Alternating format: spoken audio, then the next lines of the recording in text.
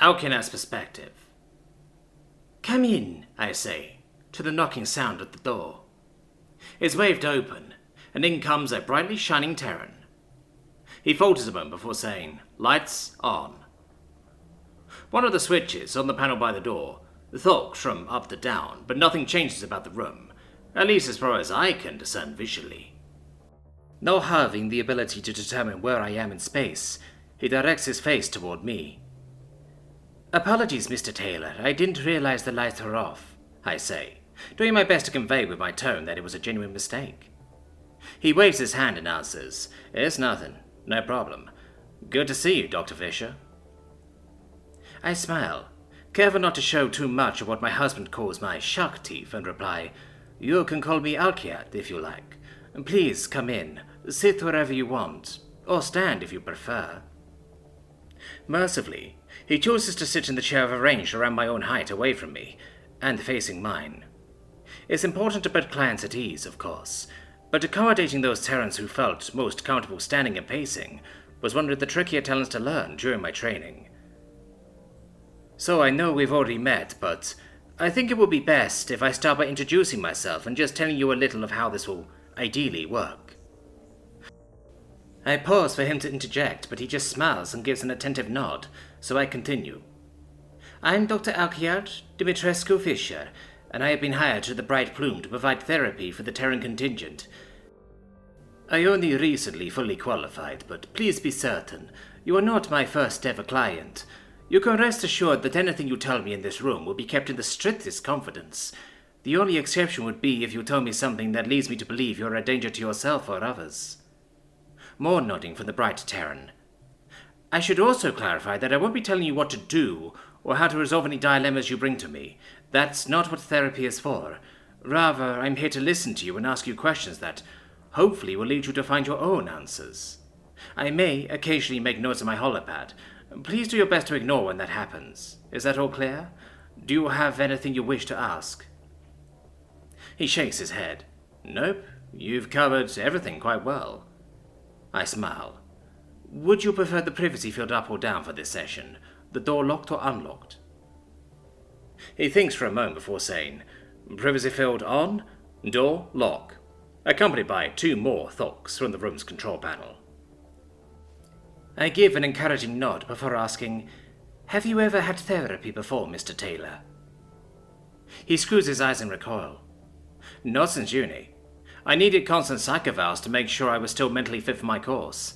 Westminster would have had a huge liability issue if they sent me off to the Amazon, Taklamakan, Antarctic, or wherever to survive for a week, and I didn't.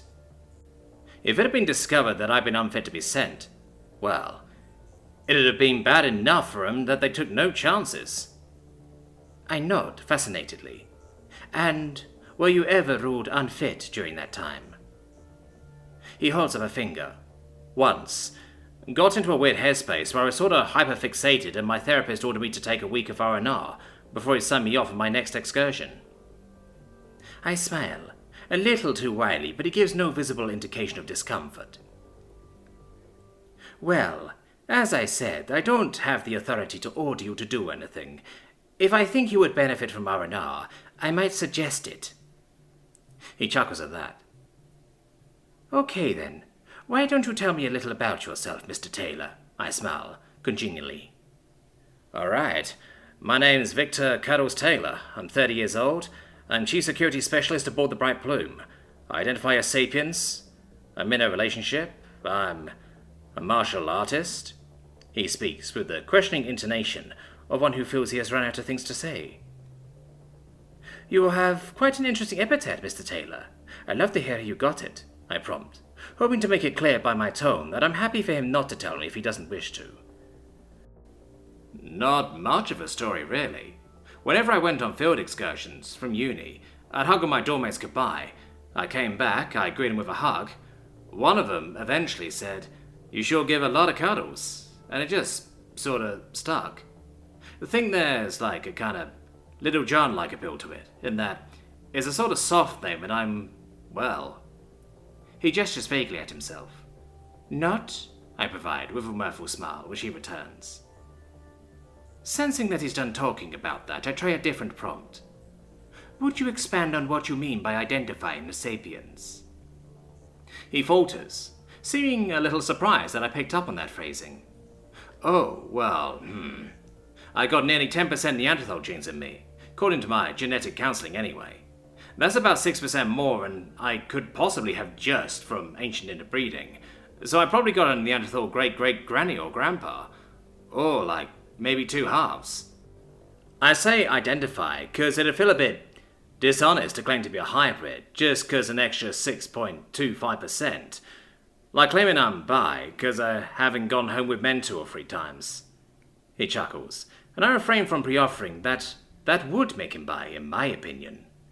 He continues, like, I'd be suspicious of the motives of anyone trying to tell me I was a hybrid. Oh, before you ask, no, that's not where my green eyes and red hair come from. I am afraid those colours fall outside my visual spectrum, Mr. Taylor, though I am aware that they are the eye and hair colours of the majority of Neanderthals and a minority of sapiens. I smile, I hope kindly, in the face of his preemptive defensiveness. Oh, shit, obviously. Sorry, he says with a twisted face, as if enormously ashamed of the extremely mild faux pas. No need to apologize, Mr. Taylor. It's quite understandable that you would assume that I had the same visual spectrum as you.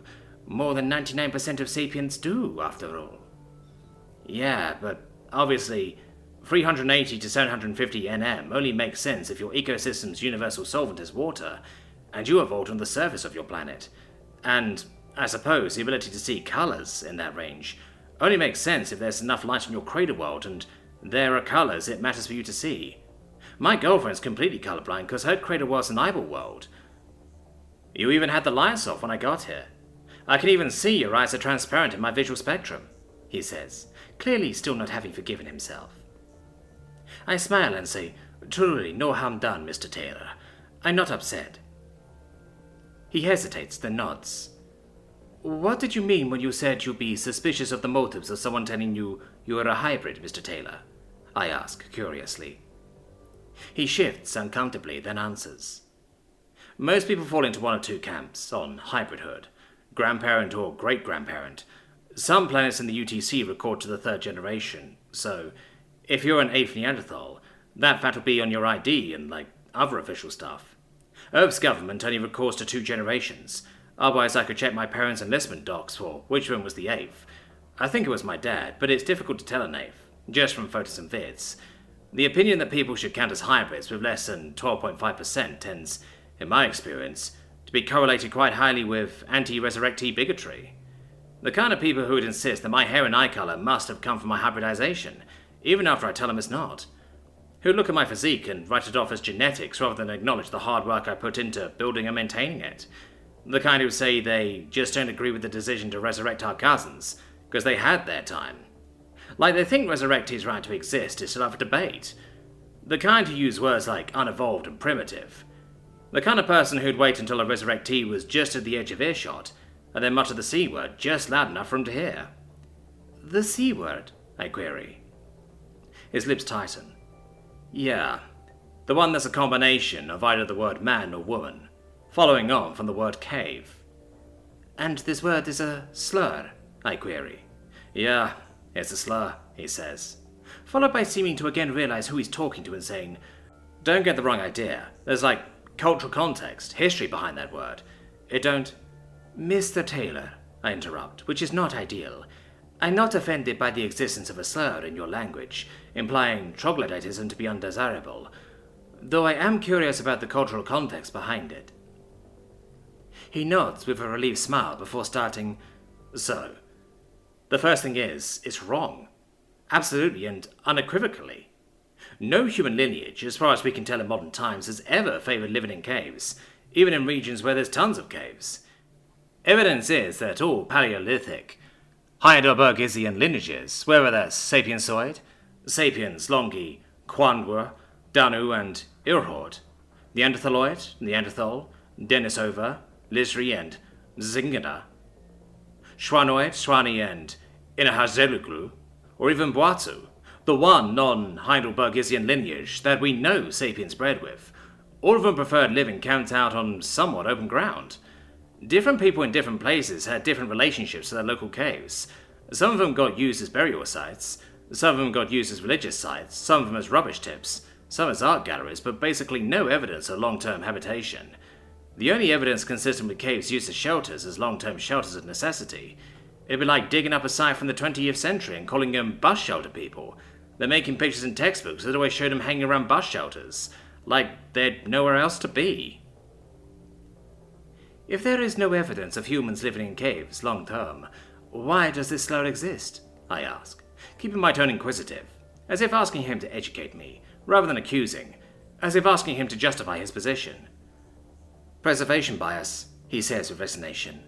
Stuff just preserves better in caves, so most of the art, artifacts or remains we have from pre-modern times, is stuff that's been lying in caves for tens of thousands of years. I often think about how much ancient humans must have painted outside of caves, that just didn't preserve. Like, if you put a mural on a rock face that's open to the elements, then it'd be gone in a few years. Maybe they painted their entire worlds, painted footprints in the rocks beside trails, marked out the best gathering grounds by putting handprints on the trees, dyed their tents, their tools, their clothes, just to have something interesting to look at. We'd never know because the paintings they left in caves are the only ones sheltered enough to survive. I nod attentively before saying, I get the sense that it isn't only the lack of academic rigor that upsets you about this slur. He shakes his head. It's not. It's like the dismissiveness. Like they think the only reason these people didn't develop housing, farming, metallurgy, wills, etc., etc., is because they was too stupid to figure it out. And not because they were living every day hand to mouth, you know. The kind of person who thinks they'll be able to time travel back to 40,000 years ago and wow people with modern knowledge, but then when you ask them what they know that would be useful to ancient people that don't rely on something they need to bring from the present, the only thing they can provide is farming. Like they don't think that a Neanderthal would know that seeds turn into plants. The only thing I think I could teach ancient people that they find valuable is how to smelt bog iron. But I am so arrogant to think, if I didn't already know how to do that I could work it out from first principles. That's some interesting looking red mud. I wonder what would happen if I spent weeks making charcoal, building a furnace, getting it to hundreds of degrees, and then dropping it in there. I smile. I can see you're very passionate about this, Mr. Taylor. He nods firmly. Yeah, well, I grew up in the room opposite her Neanderthals. She's the closest thing I have to a sister. First time I heard someone bring her to tears with that word, encouraged me to educate myself. After I got out of the head teacher's office, where I got a lecture about how we solve our differences with words, that is. Don't hurt that natural history is the crossover of history and biology, which were always my two favourite subjects at school, after PE. He hesitates before leaning forward conspiratorially. You want to know the most messed up part about that guy? I match his conspiratorial lean and smile. Tell me. The week before he made Tread cry, he'd asked her out. She turned him down and he immediately went nasty to her. Like he thought he could fucking bully her into saying yes, he said disgustedly. A real fucking Chad Johnson. Oh shit, sorry. Do you know who that is? I nod. Yes, a 24th century re-extinctionist who strongly advocated for the cessation of resurrection of not only lost animal and plant biodiversity, but also human cousins. After he made a public threat against a resurrection lab, a search warrant was executed, during which his home computer was found to have dozens of hours of Neanderthal pornography on it. After that fact became known to the public, support for Chad Johnson's ideas rapidly diminished, and re-extinctionism as a movement slowly died out. Slightly ironically. He pulls a surprised expression before saying, Wow, impressive. I smile. Studying the Johnson phenomenon was part of my degree. Would you say, Mr. Taylor, that you think it's worse for people like Chad Johnson, and this boy who made your friend/sister cry, to espouse these views insincerely, than it would be if they were sincere? He gives a firm nod, his brow knit, and answers, Yes. If they truly believed what they were saying, they'd be wrong and hateful, but at least I could respect them as honest. You know, it's like the one they really hate is themselves, and instead of coming to see someone like you about it, they decide to make it everyone else's problem. He subtly just implied that he hates himself. I briefly consider confronting that right now, but decide that that's a bit heavy for a first session. That's the kind of thing that should wait until he's more at ease with me. He's likely to shut down if I ask, would you say you hate yourself? So instead I observe, I can see that honesty is very important to you, Mr. Taylor. He answers with a firm nod, but says nothing more so. After a small pause, I ask, "Would you tell me about the experience of growing up in London? Was it London?" He smiles. "Yeah, Camden Borough." I smile back. "A lovely place." "Oh, you've been?" he says, surprised. "I have," I say. "My husband and I had several dates in London early in our relationship, but we're not here to talk about me." Reminding myself as much as him, what was life like for pre-Bright Prune Victor Taylor growing up in London? He thinks for a few moments, seeming to be getting his thoughts in order before starting. "Already said what my 3 favourite subjects at school were. My least favourites were maths and languages. To this day I only speak 6. English, Italian, Mandarin, Japanese, Cantonese and Old English. Italian's the only one I really learned at school. Old English I sort of got a grounding in at school, but it's one of the harder languages to stay in practice with, given how rare new Old English media works are. I did brush up a bit recently, because something I wanted to do on Nova Ferriscandia. The others I learned from my original Shifu and Jian Blitz Miyazaki. I can understand Requali, okay, but I can never get the hang of the whole front mouth C, back mouth K, and the Q that wants you to deep throat it." He is not counting Galactic Basic or Galactic Basic Sign Language, despite the fact that he must speak them.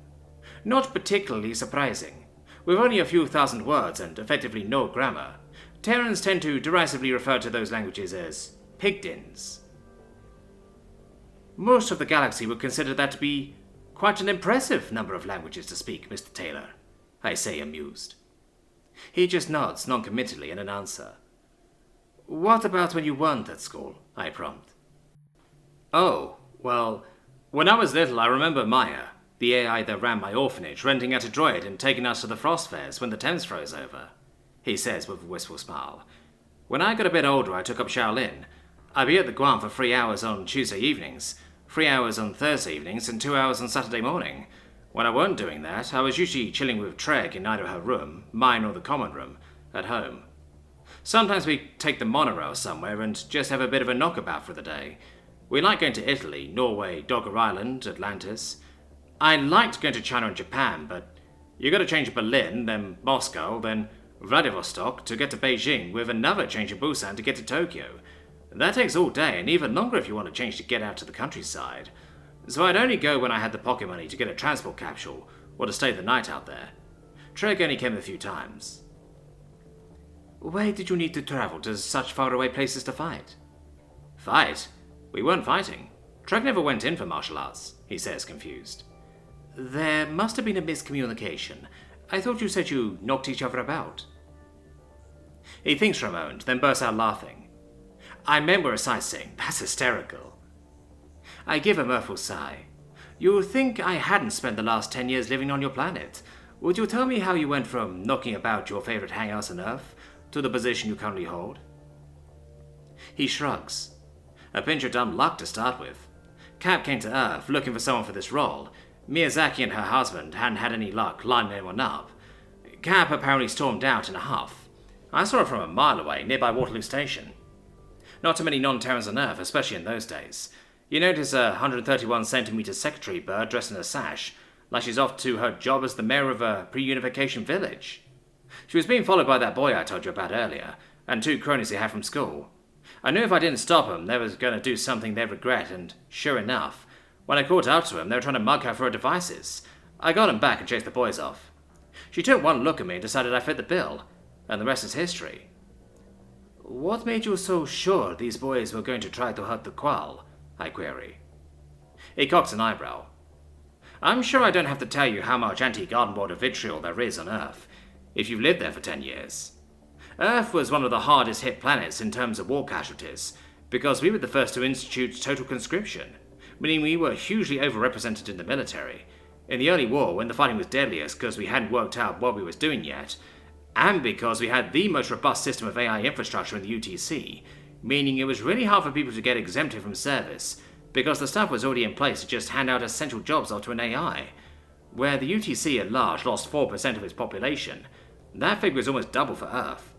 Because of that, growing up, bigotry against garden borders was normal. Trek tells me it's getting better recently, as the war gets further into the past, but I'm certain it ain't over yet. I'm sure you had more than your fair share of slurs thrown your way. I nod. 1 or 2, yes. The ability to identify threatening behavior a mile away, then chase off three opponents, doesn't particularly sound like dumb luck to me. Another non-committal shrug. I frown slightly. Why weren't you affected by this anti-gun modder sentiment? After all, from the sounds of it, you lost to the war as well, didn't you? His face grows hard and he says, I did, simply. Victor, if you don't want to talk about your parents, then you don't need to. He sighs. I feel like I told my absent parents to death for a second time with my last therapist. My mum was a scarlet-haired lass from Stranraer. My dad was a strapping young buck from Dogger Island. They met at boot camp in the shadow of the Sussex space elevator. Soon after, they both turned 18. I've already lived 50% longer than either of them ever did. My mum's reproductive cycle deactivation didn't work. I am the result.